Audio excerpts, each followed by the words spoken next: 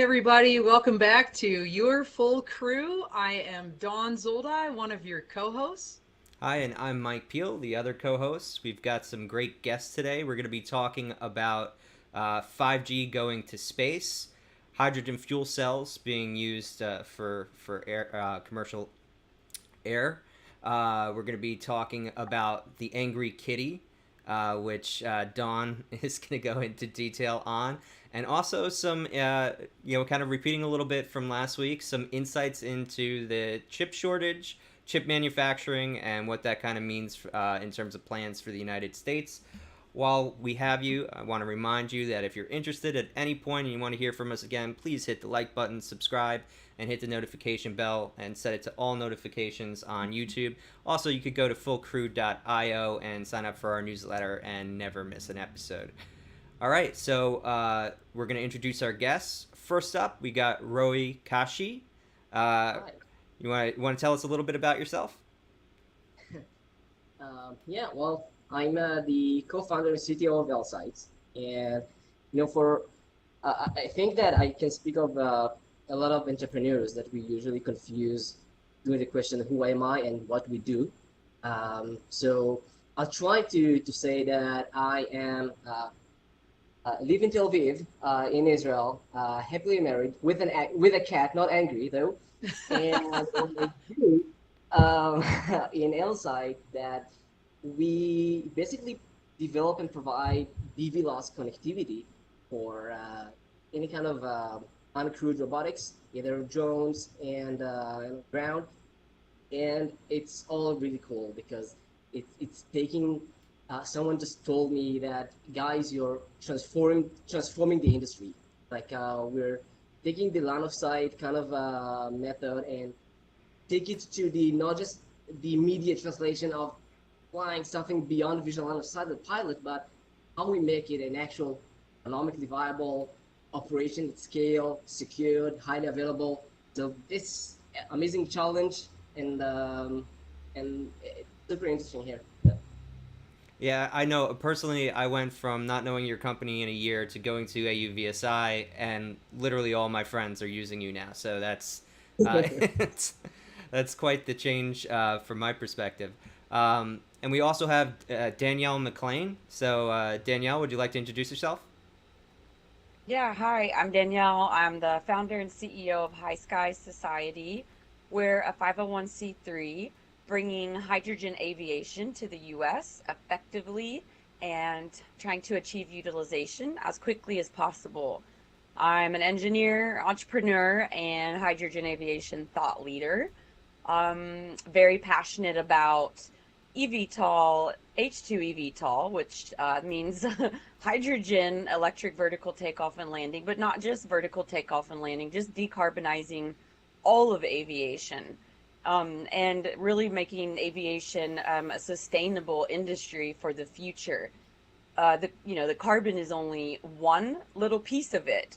The workforce is a much bigger piece of it, and studying that and what the future looks like really got me to look at diversity and our demands for the workforce for these new technologies and how many people they will require, and it's going to require us to kind of think differently. So yeah, I had a see my first company. We did some record flight hydrogen powered drones. Turns out doing a hydrogen powertrain and airframe as a first time founder was quite the undertaking. One of our biggest challenges was getting hydrogen. And so we started looking at, where are the gaps that need to be filled. And that led us to starting HYSKY, really building that community. I'm the Hydrogen and Diversity and Workforce Advisor for Vertical Flight Society, or was. It's kind of closing now and moving into all in with HYSKY. Awesome. All So right. I was going to say we're going to go to our first article, and I'm the lucky one that gets to kind of transition us into this. And by the way, as Roee mentioned, he's coming to us live from Tel Aviv, Israel. He's actually not in space, even though he looks like he's in space. And but his background is really relevant to the article that he picked. And I love this article, Roee, because when you think about connectivity, you think about how these drones and other vehicles are going to operate long term and long distances. It's all about having that connection. And here we have Ericsson, Qualcomm, and Thales taking 5G into space. So tell us about this article, Roee, why you picked it and why you think it's so important. All right. So first of all, it's amazing to see that it's not only Ericsson, Qualcomm, and Thales. We see different groups that are aiming to this kind of initiative of, and it sounds a little bit science fiction, right? I mean, to have a cellular communication like LTE or 5G directly with a satellite. I mean, we got used to like huge terminals that cost tens of thousands of dollars and with high data rates, and we still don't know for sure how it's going to work. But the first milestone was with 3GPP that added in release 17 and 18 the support for non-terrestrial networks and to support this infrastructure of using satellites. And we see different groups. We see this one with Ericsson, Qualcomm, and Thales, and you see exactly this combination. Thales is a well-known defense integrator. By the way, a week ago, they Telit, which is a cellular manufacturer, acquired Thales cellular modules division and with LTE and 5G. So it will be interesting to see if and when Telit is going to be part of it. And Qualcomm, of course, it's the by far the top in the world in terms of 5G communications.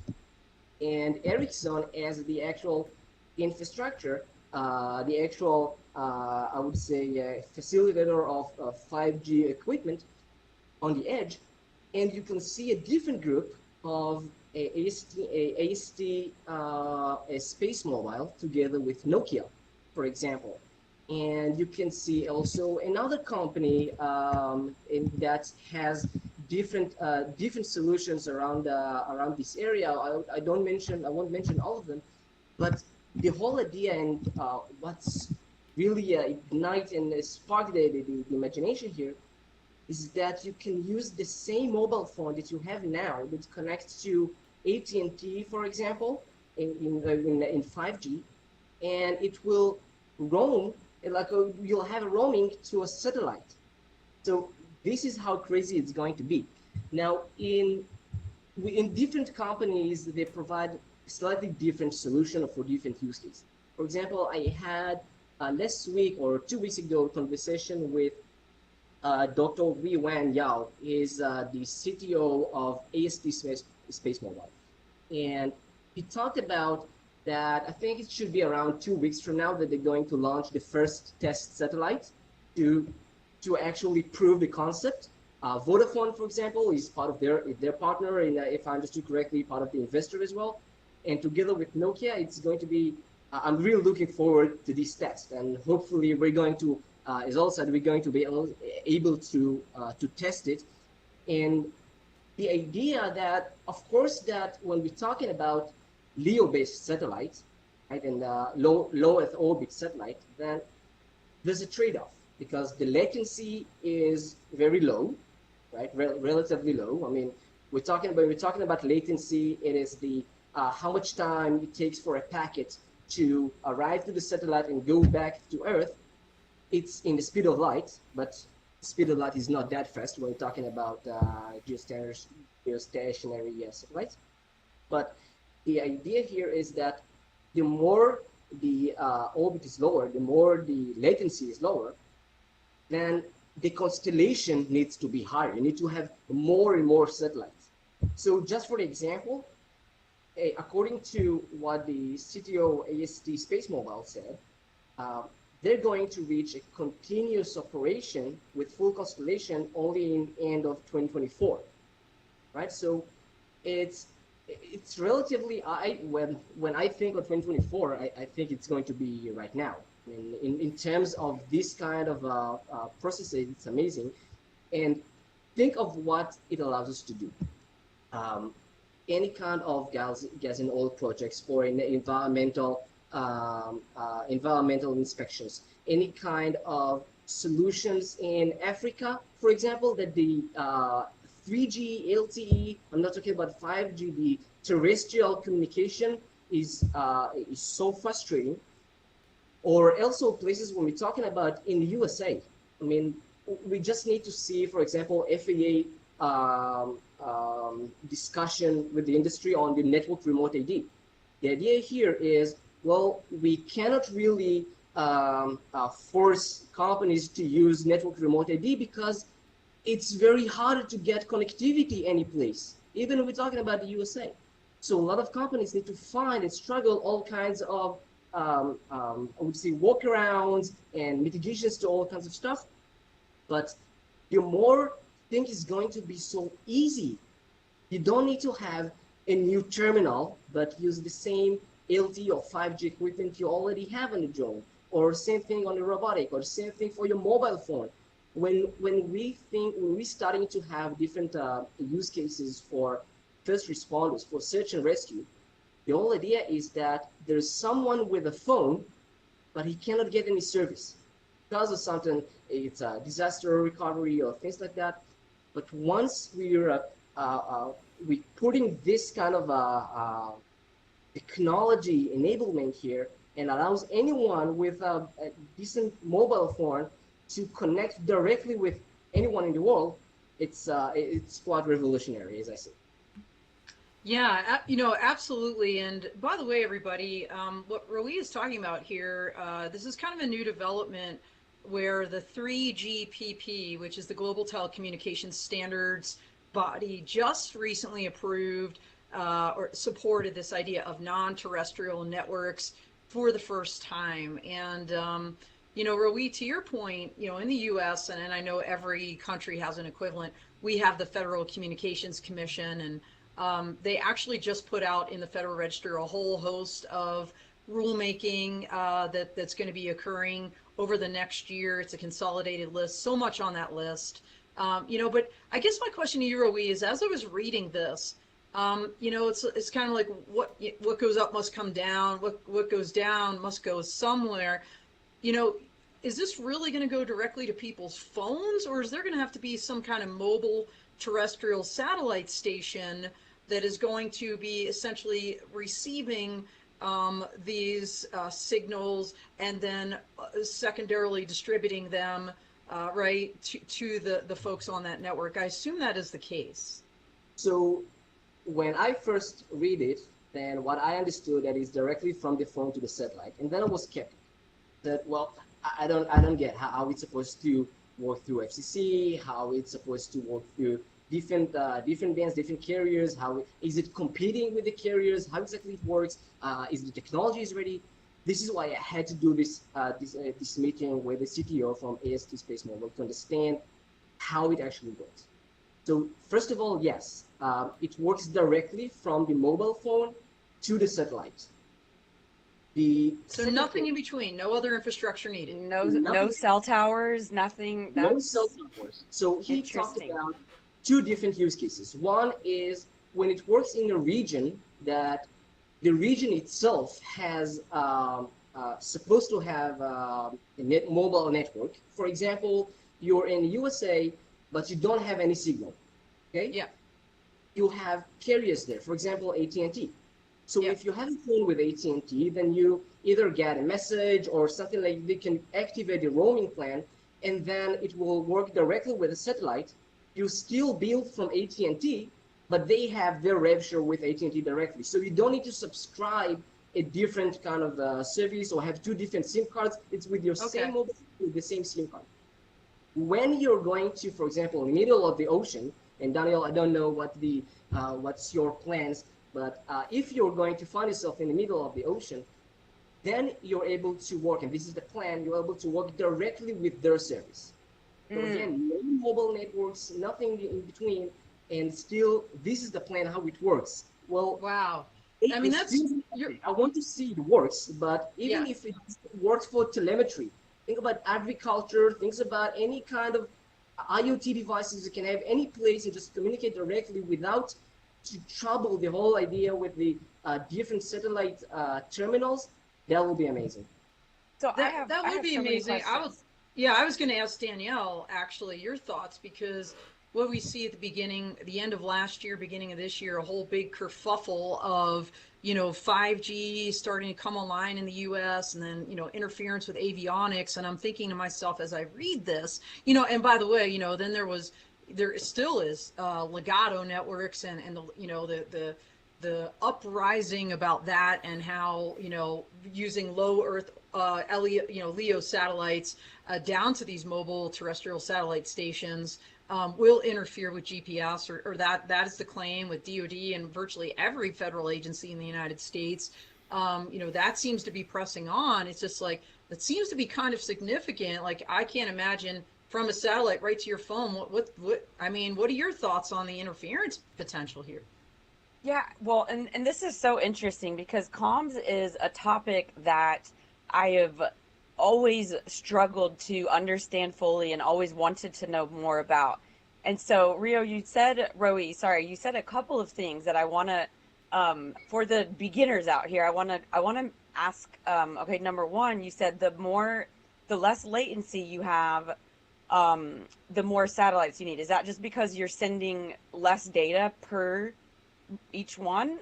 So how satellite communication works, right? You need to transmit data from the Earth to the satellite, and then it Mm-hmm. needs to go back. But you only see if I mean, uh, because you want to have lower power consumption, then you need to have a Okay. very focused line. And if you have this kind of focused angle, then it means that you need to have a lot of satellites in the sky in order to be able to get the signal. Now, when we're talking about this kind of satellites, then let's just understand just an example for AST Science, AST Space Mobile. What they're saying that the satellite is expected to be in the 700 kilometers altitude.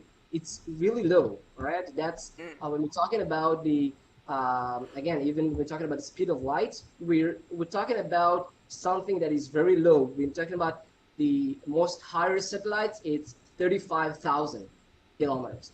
So this is 700 is considered low. And when we're talking about how it actually works, then they really specify how many the speed of the full orbit. So let me see if I can even find it. Yeah. So what they're saying is that the the satellite is expected to circle the Earth every 90 minutes, Mm. right? Every 90 minutes to circle the Earth. So we're talking about expected speed of 25,000 kilometers per hour, 17,000 miles per hour. So the idea here is that you will have a certain satellite, but in order to connect with it, you must ensure that you have it right on top of you, or at And least at this angle. And Mm-hmm. so you're So going to have, so because you have a whole bunch of them, you have almost like a sequential, Like a like a whole lateral bunch of them pass. hitting the same spot exactly, over and over as it goes around. I'm being very exactly. basic Cool. here and non-sciencey, but No, and Danielle, that's good. I love The all your more questions, and we yeah, could the stay more on this like the entire altitude time. is higher, the more the Yeah. altitude is higher, Yep. then it is easier to see the satellite Cover because a the Yeah. broader angle. area.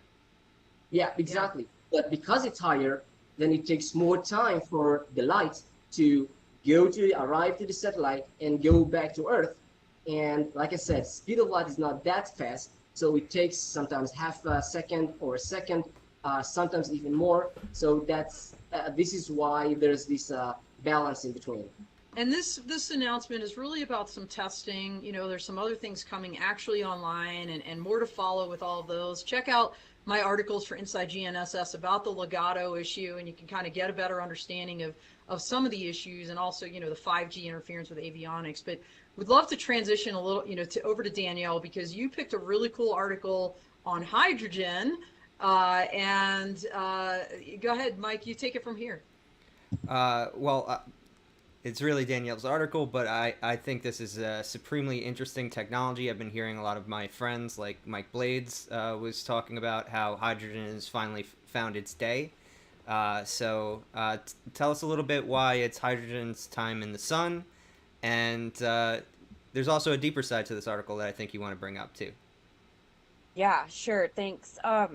So yeah, it's, for decades, we've been saying hydrogen is the future, and, when is it ever going to happen? There are significant challenges, mainly, well, I would say number one, public perception. Most people, when you bring up hydrogen in the sky, they immediately go to the Hindenburg. And that was a long time ago. And we use hydrogen all the time very safely on the ground and in aviation. So we actually have a T-shirt that says hydrogen, it won't shoot your eye out. And I encourage you to buy that T-shirt. I ordered one. I'll have it soon. But it's been shown to be as safe, in some areas safer, than traditional fuels. So that's, we need to fix the public perception, because it's, that kind of happened because that was like right around the time that home videos were a thing, and it was, I think, one of the first like disasters caught on camera. And so it just really, put that idea in our mind about hydrogen. But then, so secondly, we've had tons of advancements in technology with fuel cells, electrolyzers, and hydrogen storage. And for those of you that I'll just give a quick little, breakdown of how hydrogen works. There are two ways that you can use, well, there are many, but two that mainly you can use for aviation. You can either do hydrogen combustion, where you're just burning the hydrogen, which is pretty efficient and has extremely high energy density, but it does have some NOx emissions, which can be worse than CO2. And then what's really exciting is hydrogen fuel cells. So again, you have hydrogen combustion, that's its own technology, or hydrogen fuel cells. And the easiest way to think about a hydrogen fuel cell is it works almost like a battery. If you think about, when you're charging a battery, think about when you charge your phone. You plug it into the wall and you're actually getting electrons from the wall. The way that a hydrogen fuel cell charges is it's like a battery, but instead of, plugging it into electricity, you're going to feed it with hydrogen, and then you actually produce the electricity inside of the fuel cell. So where a battery is sort of storing the electricity, the hydrogen fuel cell is creating it through a reaction that happens. But just think about it as a battery to, keep it simple. So when you're using hydrogen fuel cells, you have no emissions. It's electric. You can make hydrogen from water with renewable energy. So when you think about that compared to like, batteries, lithium is not an infinite resource, and it's not a sustainable process. It's pretty bad. If you look up how to make lithium, and some of the, sometimes we have these weights, some of the Teslas were slow coming out because they couldn't get to the lithium and make their batteries. So you have water, that's, abundant. Hydrogen is the most abundant element in the universe.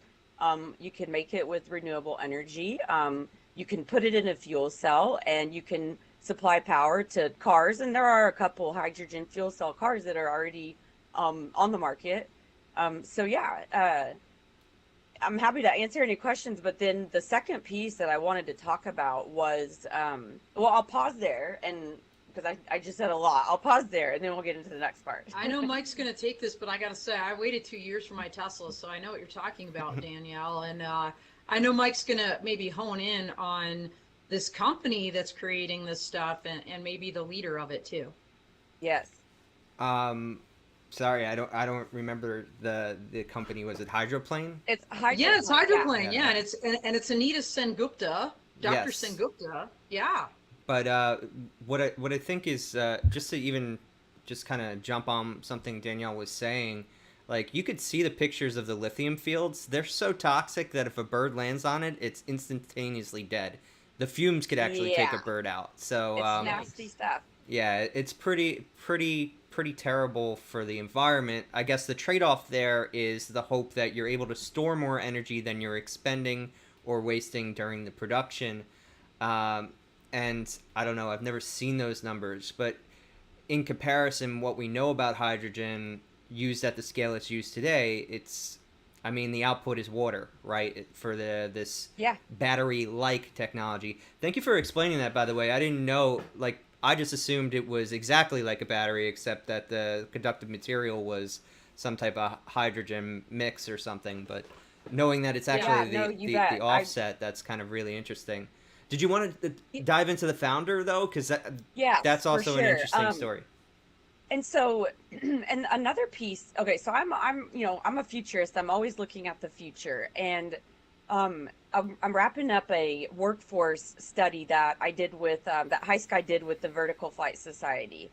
They're a nonprofit, large aerospace nonprofit, about 6,000 members, and something that we've been seeing is just a high demand and a lack of available people that understand this.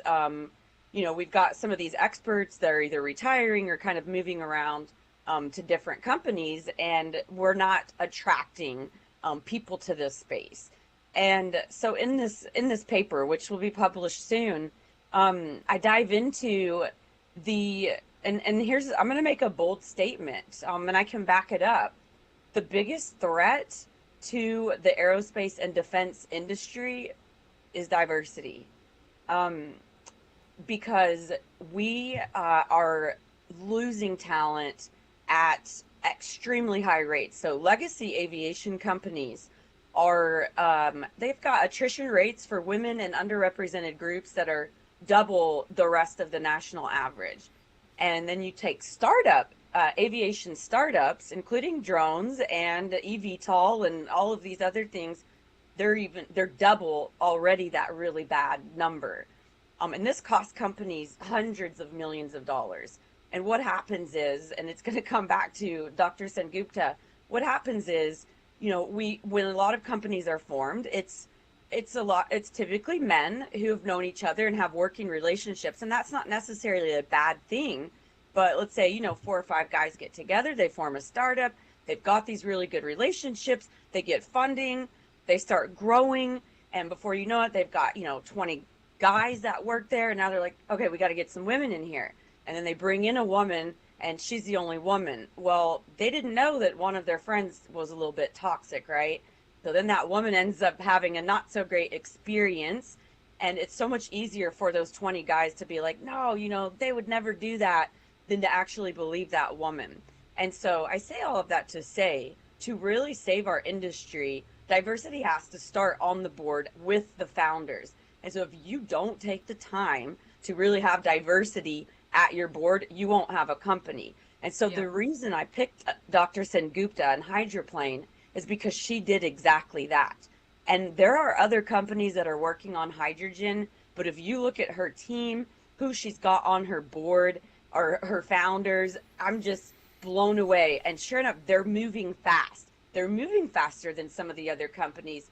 And, I talk to a lot of these guys, and they say, well, there's just not any aerospace engineers that want to work that are women or that are people of color. Interesting, because we don't have time to talk to them all. There's so many. So they're out there.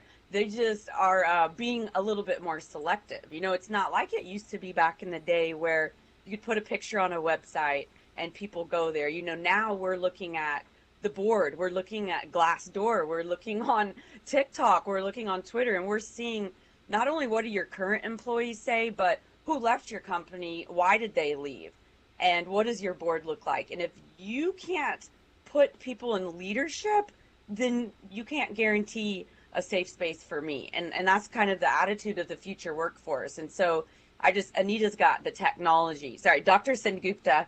Anita is my friend, so I'll slip and call her that. But Dr. Sengupta, she's got that.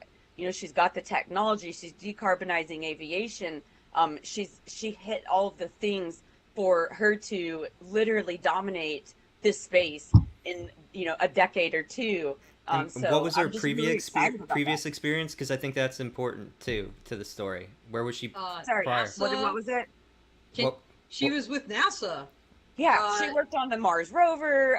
She worked on oh, what was it? I think it was the Hyperloop thing. Don't yes, quote she Yep. me on did. that. She Okay, worked thank with the you. hyper. I mean, this Uh-huh. woman is a rock star. By the way, if you're not going to Move America, it's a conference on advanced mobility, multimodal systems at the end of September in Austin, Texas, 28, 29 September. I will be there. And Dr. Sangupta is one of the speakers. And that group just put out a great paper called The Disruptors, and it highlights a number of women, including Sharon Rossmark, CEO of Women in Drones, who is actually moderating the panel I'm on, and Dr. Sim Gupta is also highlighted. So I was really honored to be in that same paper with these women. But Roee, I'd love to get your thoughts. I mean, we just kind of talked about a lot of different things, hydrogen in general, this idea of diversity in a workforce. Love to hear your thoughts on kind of where any or all of this is going. Wow, I have a lot to say actually. First of all, I fully agree with you, Danielle. But I would even say more than that. When there's let's start with a I would say another overview. Usually, I'm very cynical about PC in language, all kinds of stuff.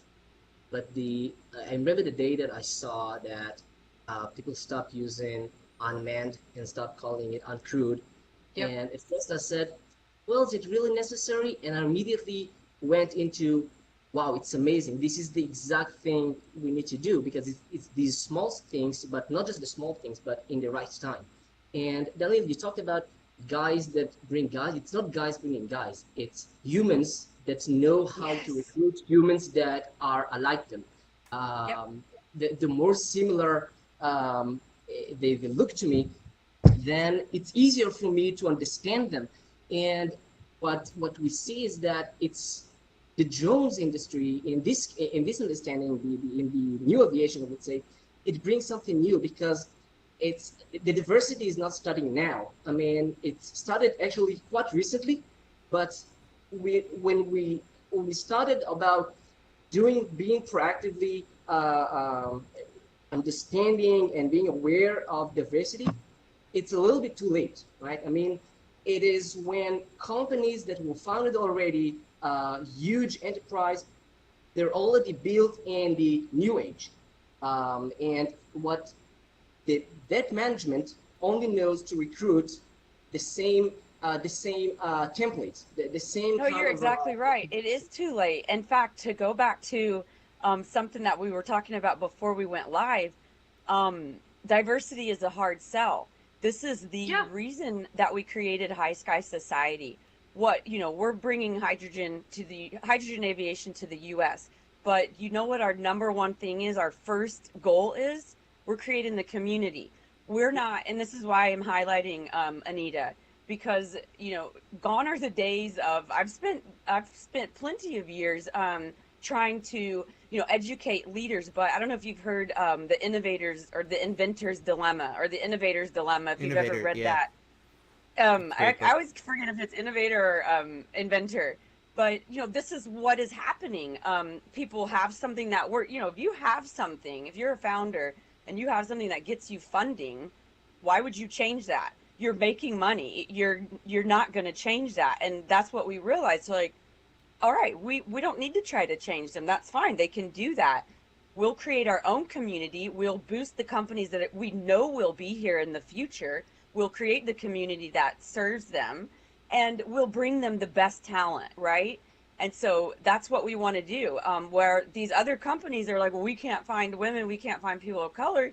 Cool, do your thing. Do that. We're not even mad at you. Do your thing. And then we say, well, then they're just going to come in and copy us after they see we're successful. Good. We want them to, Yeah. so for the Yeah. first time, we want them to copy us.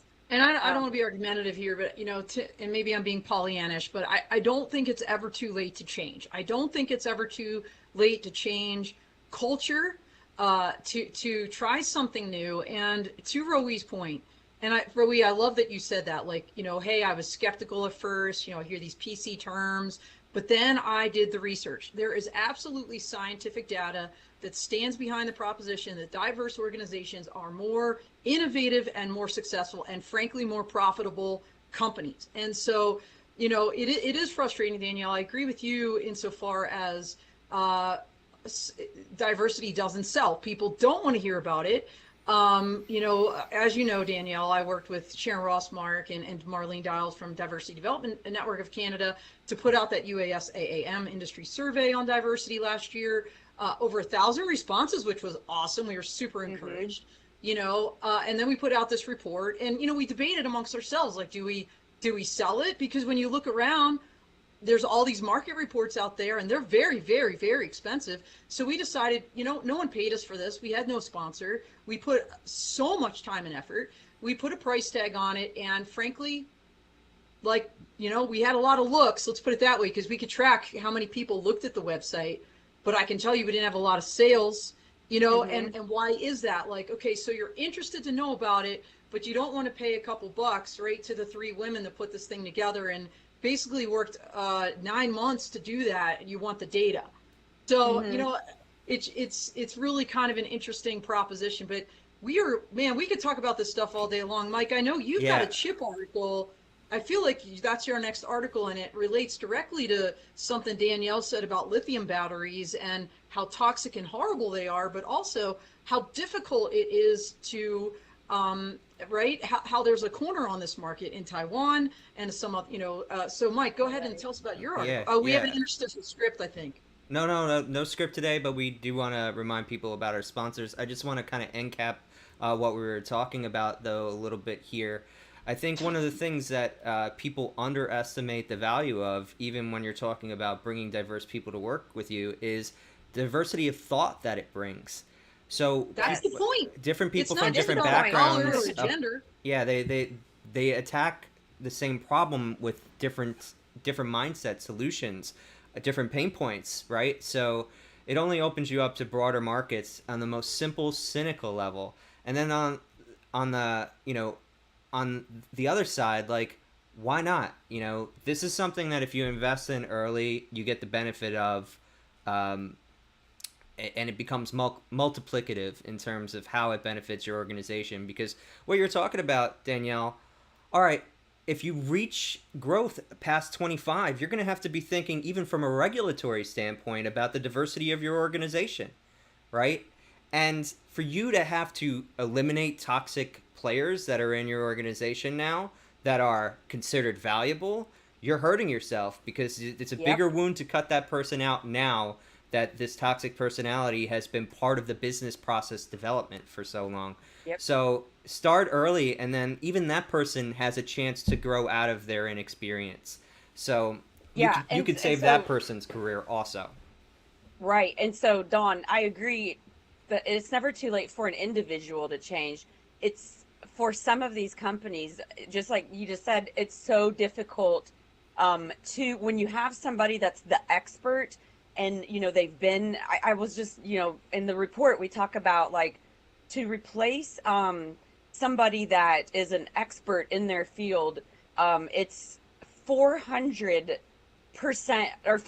or I think 400K just to replace them, plus their salary. I don't remember the exact number, I don't have it in front of me, but it's like a huge number. Yeah. So imagine if you have to get rid of a couple of those people, that's all of their knowledge, and so it could take down the company. Yeah, loss of time.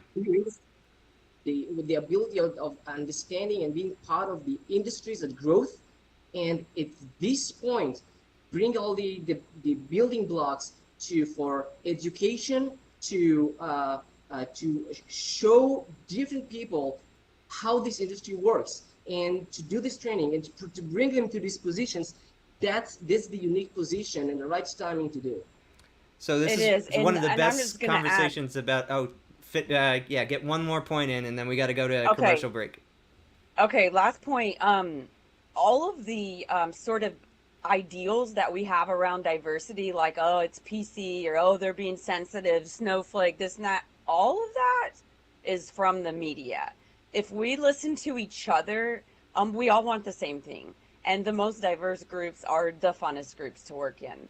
And then don't forget to come to CES because we're having an award ceremony in January. So if you're going to be at CES, you're definitely going to want to stay tuned on what we have coming for that. Yes, stay tuned for that, and stay tuned for more articles. We're just going to quickly thank our sponsors, ISR Ideas, Vodix, Drone Code Foundation, and Dragonfly. We thank you for their support, and we also want to thank our guests again for coming on today and sharing these great articles with us. And taking strong stands on things. So that's always, I mean, this was one of the best conversations I've had about diversity in public, let alone in private. Also, just want to remind people again, hit the like button, subscribe, notification bell if you like what you're hearing. Next up, we're going to be kind of bringing back a topic from last week to discuss a little bit more in depth, and it does tie into what we're talking about here also. So Taiwan dominates the world supply of computer chips. No wonder why the U.S. is worried. So you might have heard a lot of kerfuffle about Nancy Pelosi traveling last week. People were on both sides of the issue in the most vehement and venomous ways that I've seen in a long time. And what I found so interesting about it is very few people were even describing or talking about why she was going. You know, like it was just a personal vacation or something that Nancy Pelosi was showing up in time. Or just like almost like let me purposely piss off China, you know, yeah. like there was no reason for it, which I thought was weird that the administration took the stance like she's her own person. Like, well, I mean, whatever, she went and she's part of your party, and it seems like, according to this article, it was for a very, very specific purpose that ties into the CHIPS bill. So TSMC, which Taiwan Semiconductor Manufacturing Corporation, so you could understand it's in the name there, they're from Taiwan. They're actually responsible for almost 50% of semiconductor production, or no, 53% of semiconductor production across the planet. And then another 10% is also localized in Taiwan. Then you add Samsung on top of that, and you're basically getting to the majority of the chip market. So we think about Intel here in the United States. They do a great job marketing, but their smallest chip is 7 nanometers, and in this case, smaller chips are better. So the most technologically advanced chips, the ones that are going to be used in 5G chips that we find in our phones and other communication devices, are 5 nanometers. And it's TSMC and it's basically Samsung that are producing them. So clearly that travel was very important, because we've already made some investment in bringing TSMC stateside. We're basically going to be subsidizing this company, and that's a big kind of shift in terms of the way that the United States government treats markets, how they get involved in markets, which things they subsidize. You're not going to see a much larger investment than this, I would think. And it seems like it's very important for, not only just from defense, but do you want to be carrying around an iPhone that's 12 years old? Because that might be the case if we lost our access to this company. So yeah, Mike, I wanted to jump on just two quick fun facts here. So number one, the TSMC actually bought, with the support of the Biden administration, bought a site in Arizona to build a U.S. foundry, okay? Mm-hmm. And that's supposed to be completed in 2024. Combine that with what Mike just alluded to and what we talked about last week on the crew. Congress just passed that CHIPS and Science Act. It's $52 billion in subsidies to support semiconductor manufacturing in the United States. Here's the key. Those companies will only receive the funding if they agree not to manufacture advanced semiconductors for Chinese companies. So Pelosi's trip, in large part, was to go out there to convince them, make sure you're coming to Arizona. Oh, by the way, we have money, but here's the rub, right? Like, you can't be making them for Chinese companies. And so we don't really know how that visit went, but you know, when you think about the purpose of that visit and how very significant it is and how it's tied not just to geopolitical or just political BS, let's call it, it's really tied to, you know, economic security of this country and other countries globally. It's a really big deal. So I'm going to go, let's maybe go to Danielle first. What are your thoughts here? Oh, Oh, you're we muted, my friend. lost your mic. All right, while she's figuring that out, we're going to go to Roee. Yeah, so we see it every place, right? I mean, we see it with, I don't know who recently tried to order like a NVIDIA GPU, and they're manufactured by TSMC, and the lead times are crazy. And it's not just this. When talking about cellular modules, like we talked about 5G that requires this kind of technology, again, the lead times are crazy. When you start to see the impact of it, and I can tell you in Elsight, for example, because what we do is we manufacture the Halo devices, which is the connectivity with LTE and 5G on drones, for example. We had to prepare with equipment months ahead. So we always have stock to according to the pipeline that we expect, and it's always need to talk with our partners and to understand what are their growth rates and to do these predictions. And if we miss the prediction, then the lead time would be 14 weeks, something like this. So it's for now. I mean, it kind of, I would say, it's kind of one of our advantages because other equipment lead times is 2-digit week lead times and ours in a few days.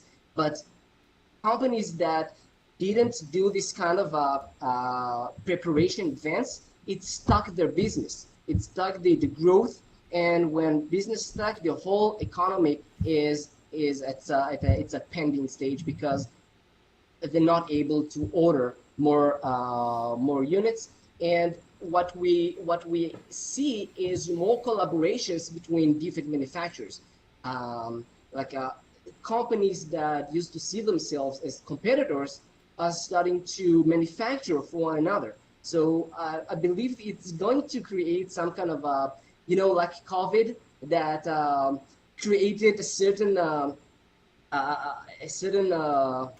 would say new situation, and everything kind of got used to it and even loved this kind of new situation, working from home.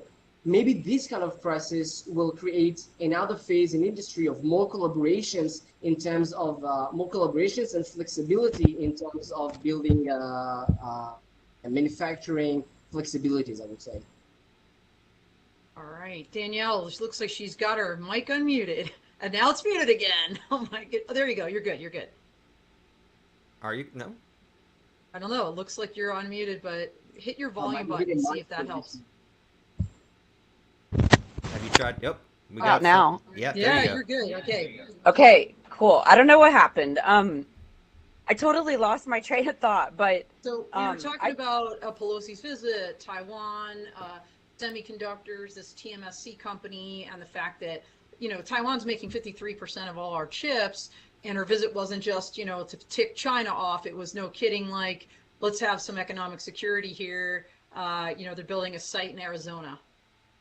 Okay, got it. So I didn't, sorry, Rowie, I did not catch what you were saying at all. I was over here messing with audio settings, so it was in and out. So my first thought was, what's to stop China from just saying, well, we'll give you more funding to not do that? Yeah, well, Yeah. true. The economics of this are they have the leverage, right? Because we would have to pay so much more for the manufacturing. So one of the things that I brought up last week was there was only 500 million appropriated in the bill for international partners. Chad seemed to think that that was like a specific nod to Samsung, so that actually wouldn't touch. If that's the case, that wouldn't touch any of this negotiation. I was surprised that it was so low and it was so focused completely on domestic rather than on establishing new supply chains for this technology. Oh, Well, here's the key, though, Mike. I'm a hot mess over here. You are, my friend, but Mike, back to your point, it's manufacturing in the U.S. and yeah. what you just heard was TMSC is building maybe a plant in Arizona. So we got Roee and his buddies and his colleagues in Israel that might have folks that can do this work. They set up a plant somewhere in the U.S. That's called manufacturing the U.S. They're going to qualify, I believe, for this funding. So I understand like it's like 500,000 allocated for foreign 500 million. companies, but but that would be like maybe Austria or someone in Tel Aviv, right? But if they open up something in the U.S., I think the sky's more the limit. So Yeah, well, sky's the I limit on think the that, funding, but what I'm talking about is the economics of that. Is that yeah, you're now paying more to produce the same thing rather than just establishing it with that partner in Israel. Uh, and you could do both, right? You could say, if you do this and establish manufacturing in the United States, we will also allow X amount of funds. And I think this is just the first foray. I think there was a need to specifically focus on the U.S.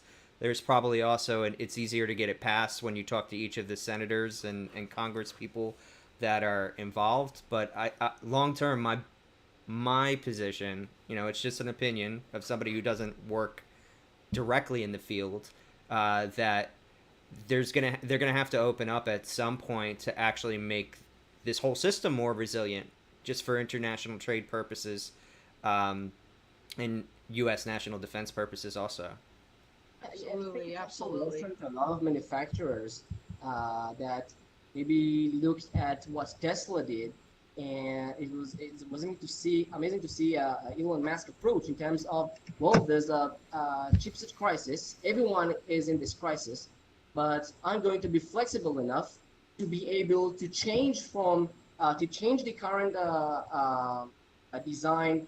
Instead of relying on a certain chip, we're going to use another chip and do this modification ASAP and able to produce more cars. So it's amazing kind of shift that usually you will consider a certain chip that you integrated and designed. Well, I'm not going to change it anymore. But being this flexible in mindset and saying that I'm going to do stuff in order to actually to find solutions and not just remain passive here. So these are what I think the kind of things that we're going to that are going to last. That they're going to be part of the events and responses kind of I would say drills, in any kind of big company. Wow, yeah, absolutely. I mean, proactivity here, look, when you see a problem, you're just going to sit back and wait. Things, hope is not a solution, is what I always used to say in the military, right? Hope is not a plan. So what is the plan? And it looks like we've got some things underway. So good stuff, Mike. Thanks for bringing this one up. Yeah, and we've kept everybody waiting with this awesome teaser. So, Dawn, do you want to tell us what the angry kitty is? Drum roll, please. So the angry kitty, and I wore kind of like my leopard shirt, to go along with the theme and all that. So what this thing is, it's actually a combat pod, and it was created about 10 years ago by Georgia Tech's Research Institute. And when you think about Top Gun Maverick, and you think about kind of the training up in the sky, right, the air-to-air combat. This thing was going on the aggressor aircraft, which is, let's just call them the red aircraft versus the blue or friendly aircraft. And the whole point of it was to jam signals on the blue aircraft and see how the blues would, right, respond. Well, it works so dang good because it uses artificial intelligence, machine learning, or what they're calling the cognitive electronic warfare, or cognitive EW approach, that Air Combat Command, where I used to work as their head of operations law, they decided, hey, you know what? We'd like to put these on our blue aircraft, if you will, our fighter jets, to jam the bad guys. And so that was kind of the latest development on this Angry Kittens, and the name just, it's eye-catching. It absolutely cracks me up. When you think about these other names of, there's like the frighten the enemy, right? Like the Reaper, the Predator, and now we've got the Angry Kitten, so really cool stuff though. And I'll tell you, electronic warfare, man, if you're not watching Russia, what's happening with Russia and Ukraine, I mean, EW is everybody's talking about drones, but EW is the name of the game, because that's what's going to jam those drones and knock them out of the sky. Roee, what do you think? Wow. So in defense expos, and maybe you heard this terminology, IOB, the Internet of Battlefield. When we're seeing the new battlefield, it's connected battlefield. We're talking about, of course, GPS, and we're talking about all kinds of positioning solutions, and we're talking about different radios and radars, and everything is radio, right? And you need to communicate with people, you need to transmit video backwards, you need to control different vehicles. Everything is about comms, how you Yep. create these comms, and from the other side, how you jam these comms. And you referenced to Ukraine and Russia, and one of the references that we saw is that there was an article on the how the Ukrainians were able to choose the targets and understand exactly who to target exactly the commanders, because once the regular radio system, the encrypted radio system is jammed, they have to communicate somehow. So they use cellular phones. And once Oh, you're able to intercept cellular phones and you're able to Triangulate. understand who's talking with whom, so you're just able to target exactly the relevant stance. So the other side needs to choose: am I not communicating at all, or am I communicating with an unsafe line? So unsecured line. So it's a lose-lose situation. And I can tell you that from Elsight perspective, we see it from the other side. I mean, what we do is the exact opposite. We having a brain that has connections to any kind of available band, carrier, technology, topology, any kind of spectrum, satellites. We satellite. started with that article. Yeah, actually, that's there's a nice video that one of our partners did that just took it to a jungle in Singapore, connected it with different satellite modems with LTE around, and we're just able to use all the different spectrum around, different satellite communications, different LTE, 3G with all the carriers, just to create any kind of communication. And you see that from one side wants to see how they jam with intelligently. I mean, you cannot jam everything, so you need to understand how to do it, what's currently working, how you don't jam yourself, how do you open, how you still allow your the blue forces to communicate. So it's all super interesting, super complicated, and I like to meet this kitten. Yeah, Danielle, you're a music aficionado. As I'm listening to Roee, I'm thinking Space Jam, right? Everybody, I see he's got space in behind. We're Oh, talking about jamming. Everybody get up. It's time to jam now. that was my daughter's favorite movie. Can you all hear me now? Again, you can hear We me and see can, we me. can. We What? have I like know. literally a minute left, so I want to give you the last minute, Danielle, since you were kind of in and out, and your thoughts on this EW, the Angry Kitty Pod. It's all of these names always cracked me up. It definitely got my attention. But just to kind of, tag on to what Roe said, it all the future warfare is information. And the more centralized that information is, I think the riskier it is, right? And so, the more we can kind of build these networks, I think it is really going to help. But yeah, I'll shut up there and I'm excited for the White House stuff if that's still coming up. Yeah, we might have like 30 seconds to talk about that, Mike. If you don't mind bipping that up, that's also a technical term, bipping that up. So this past week, the White House held a summit on advanced air mobility, but also UAS. It was a one-day event, lots of incredible speakers. Honestly, I wanted to talk about this more fully today, but I wasn't able to dial in because I was at the Future of Aviation excellent event out in San Francisco with UC Berkeley and Caltrans co-sponsoring that. And I have not found any videos or any other information. I know Miriam McNabb did a really brief article about the counter UAS part of this agenda that we had talked about, I think, last week or the week before on this crew. So nothing really new there, but hopefully this information will be out soon because I've been pinging everybody. I actually emailed the White House press office and said, where's the videos? Where's the transcript? Like, Yeah, there's like some of us there's missed a this and it YouTube sounds kind of video. important. Yeah. Yeah, they streamed it on YouTube, but it's like 4 minutes, and then but it's just like we'll start soon. So I don't know what happened, but yeah, Yeah, and it was supposed to be a Zoom, so I don't know, but I've got the feelers out. Just wanted to highlight that. Hopefully cool. more to follow. Mike, we are at the end of the road, top of the hour. What I don't want to do is take a bunch of time explaining what we have coming up. So if everybody could just stay tuned for a minute or two, or not even a minute or two, I think it's literally 20 seconds. You'll see what's coming up this week and next on the Dawn of Drones and the full crew. Mike, over to you to close us out. All right, just another reminder to subscribe, and thank you everybody for joining us today. Thank the audience. Want to say thank you to Chris Wedgeworth, Richard V, and Jason Sansushi. I know you gave us some stuff in the chat, but we were really talkative today. But next time we'll get back to you. I want to thank our guests, Roee Kashi and Danielle McLean. Thank you so much for joining us today and providing awesome articles and topics for us to talk about. That's it for this week. We're out here.